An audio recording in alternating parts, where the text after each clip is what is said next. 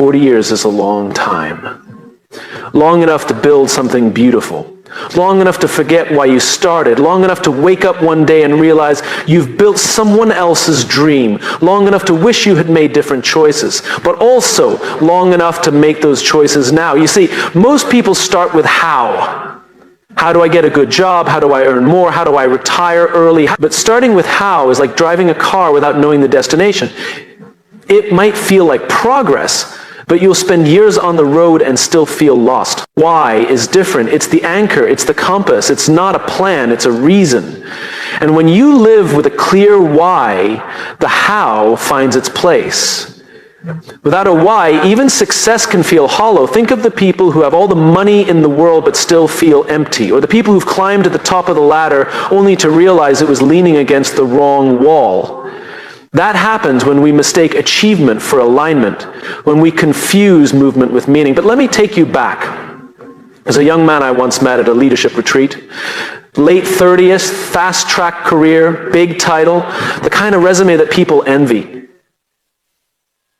Over dinner, I asked him a simple question. Why do you do what you do? He looked at me puzzled. You mean like my job? No, I said, I mean, why you? And he didn't have an answer. Not that night, not the next morning. In fact, it haunted him for weeks. Till he called me and said something I'll never forget. I've spent 15 years chasing a path I never chose. It was chosen for me. By expectations, by pressure, by fear. I never asked what matters to me.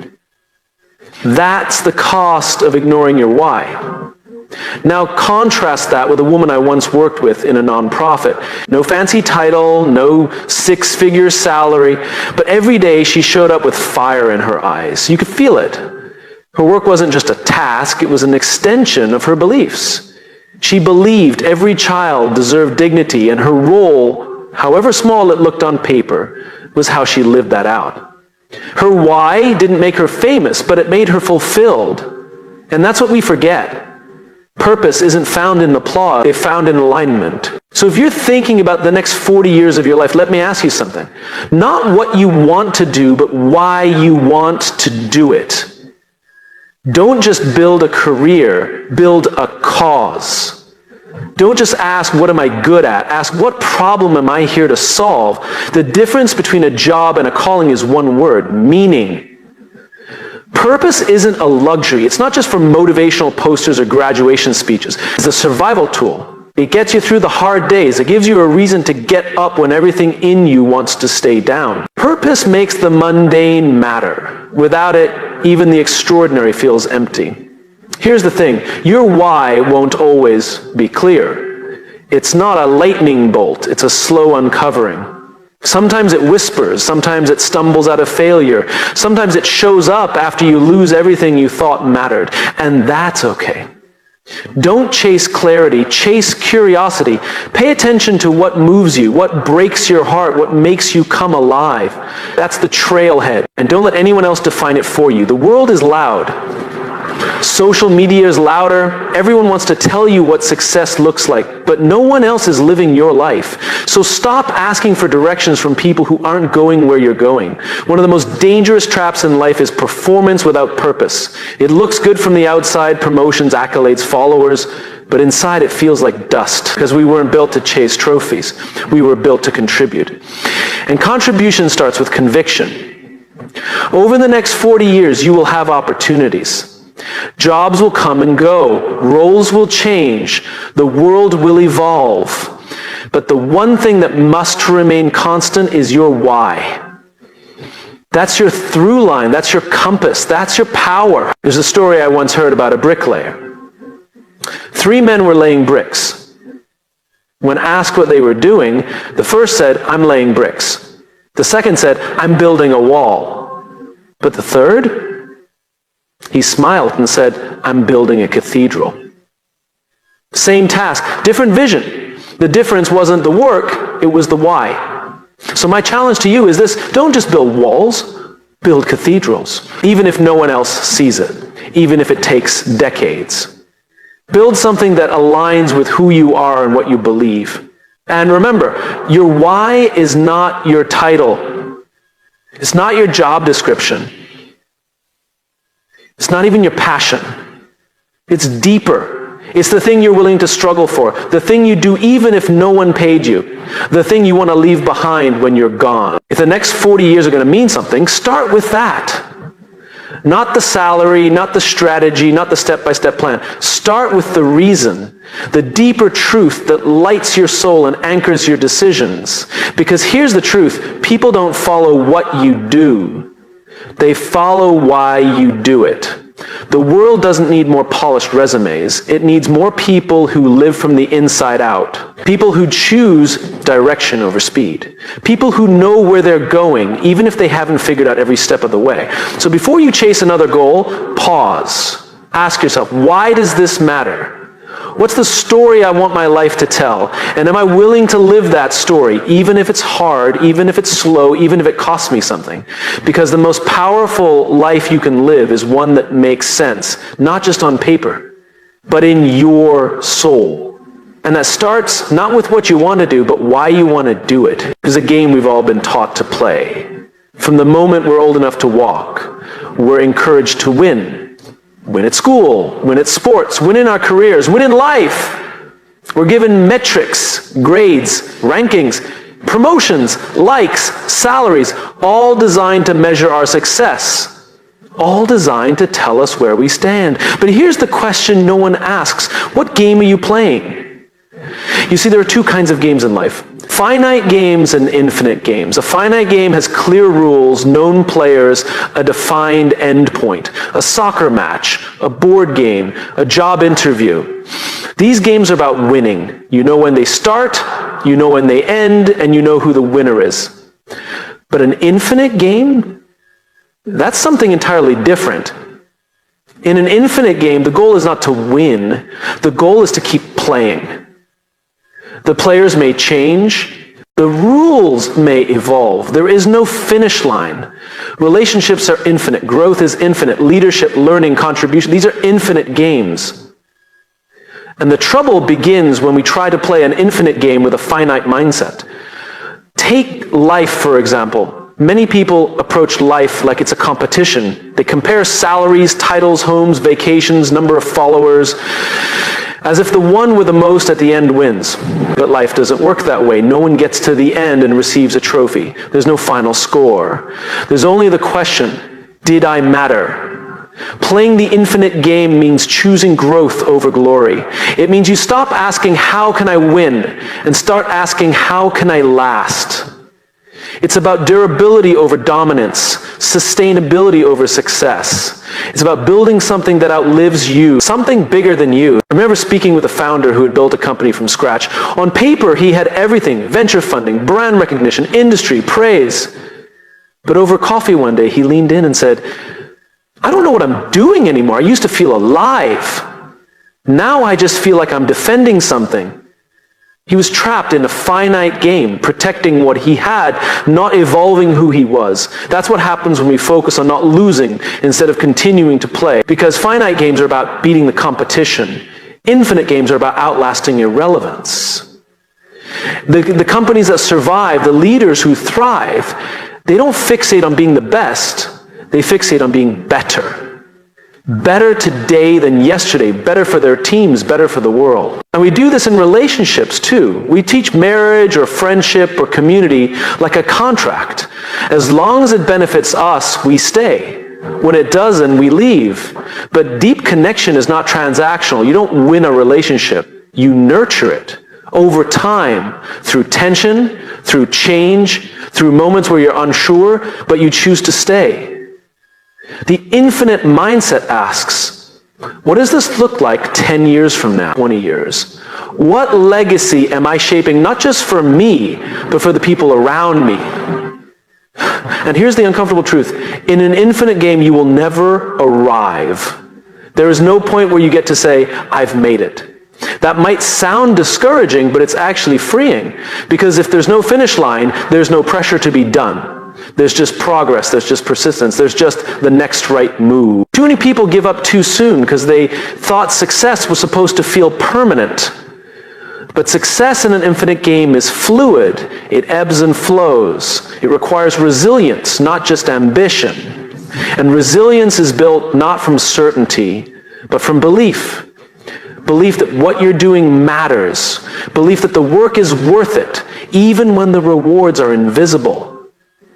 Think of the teacher who shows up every day, shaping young minds, never fully knowing who that student will become. Or the parent who quietly models integrity, knowing their kids may not thank them until decades later. Or the leader who chooses the hard path, the unpopular decision because it's right, not because it's easy. These people aren't chasing wins. They're playing the long game. The infinite game also demands a shift in how we define success. It's not about being the best in the world. It's about being the best for the world. Your worth isn't measured by what you extract, but by what you contribute. Every day you show up with integrity. Every time you choose courage over comfort. Every moment you help someone else rise, you're winning. Even if nobody sees it. Even if it doesn't get posted. Even if it never makes a headline. You can always tell when someone's playing the infinite game. They're the ones who speak about impact more than income. They're generous with credit. They build people up. They invest in relationships, not just results. They care more about doing what's right than looking right. And most importantly, they don't burn out. They endure. Because they're not chasing finish lines, they're pursuing purpose. Now, here's the hard part. This mindset takes discipline. It's easy to get pulled back into the scorekeeping, to compare your journey to someone else's highlight reel, to feel like you're behind. But remember, there is no behind in an infinite game. There is only becoming. As long as you're growing, evolving, staying in motion with intention, you are on time. The next 40 years of your life will present you with plenty of chances to compete. But I hope you resist the temptation to only measure your life by wins. Play for meaning. Play for impact. Play for the kind of success that doesn't just benefit you, but transforms the people who meet you. That's the game worth playing. So when you look ahead, don't ask, how do I get there? Ask, how do I keep becoming the kind of person who's worth following, worth remembering, worth listening to? Because in the end, no one cares how many points you scored. They care how you made them feel, what you stood for, what you stood in. And that's the infinite game. We spend a lot of time chasing performance. From the very beginning, we're measured by what we can do, how fast we read, how high we score, how well we present, how much we produce. And that's understandable. Performance is visible, it's quantifiable. It's easy to track and easy to reward. But there's something far more powerful than performance, something that determines the quality of our relationships, the depth of our influence, and the legacy we leave behind. It's how we treat people when no one is watching. Over the next 40 years, people won't remember your titles.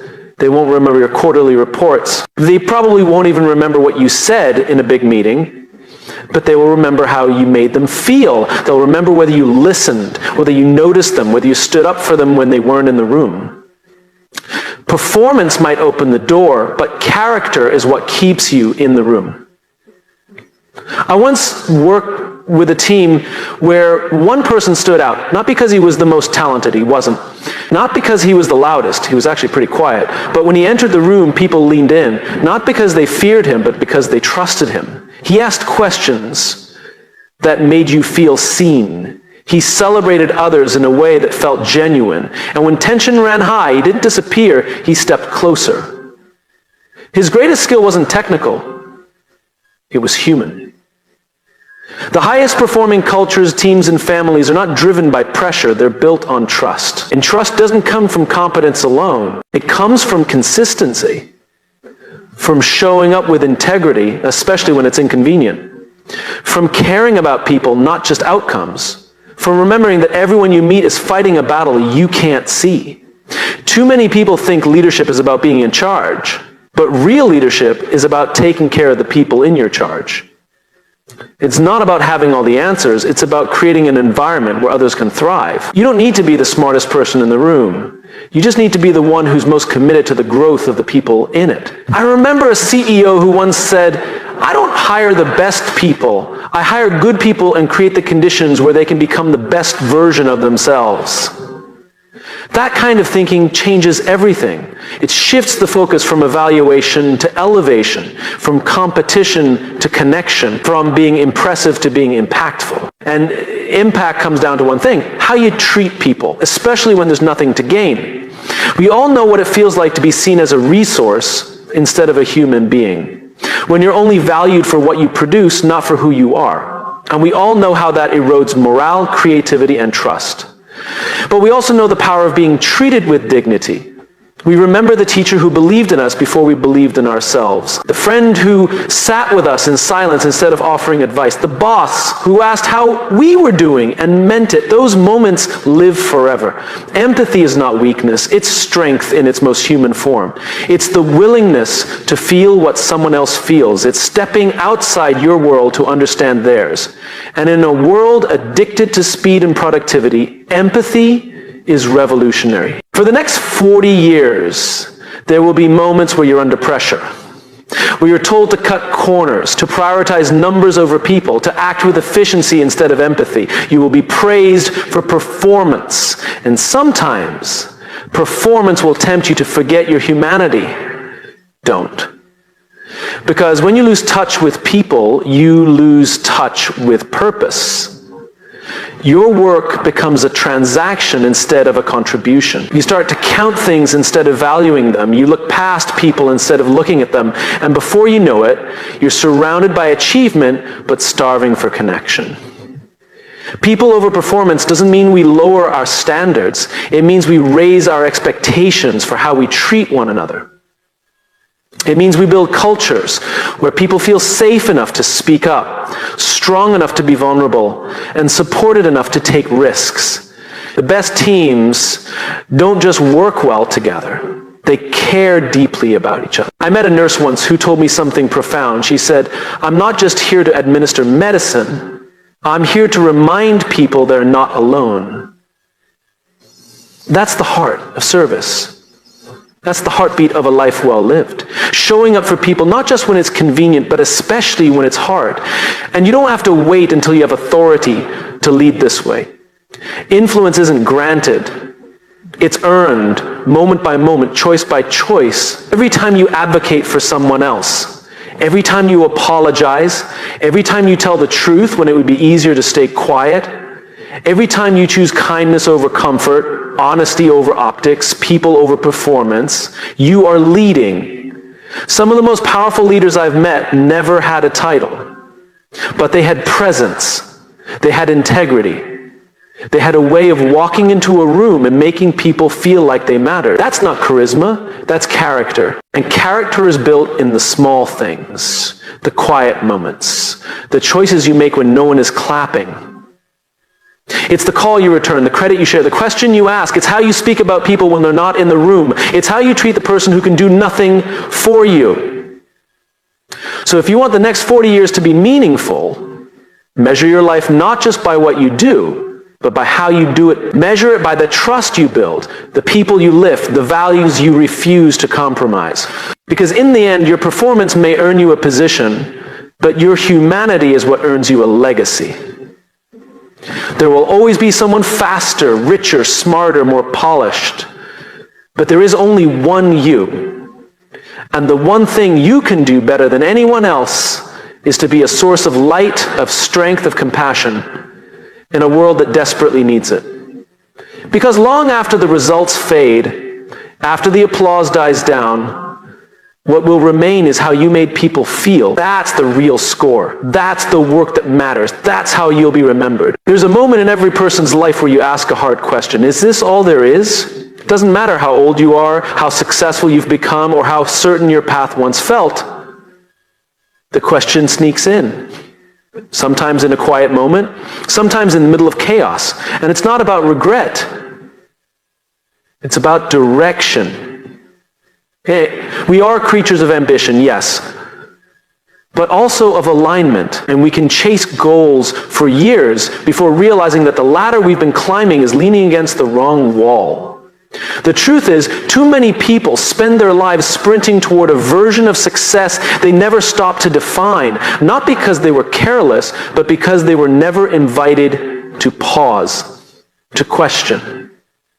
to choose. Growth without reflection is just motion. But growth with reflection, that's transformation.